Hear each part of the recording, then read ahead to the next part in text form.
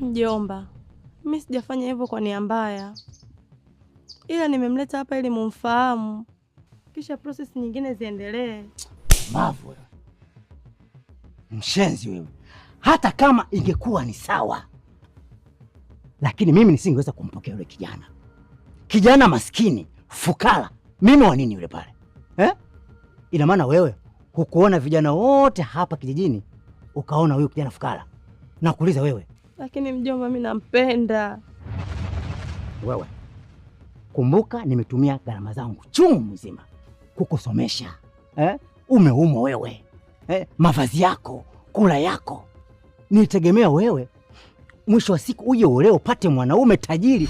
Kumbuka mama yako amekuacha ukiwa mdogo sana, wala hujitambui, na mimi nilitegemea kwamba wewe mwisho wa siku uje ulipe hizi gharama zangu ambazo nilizozipoteza juu yako wewe.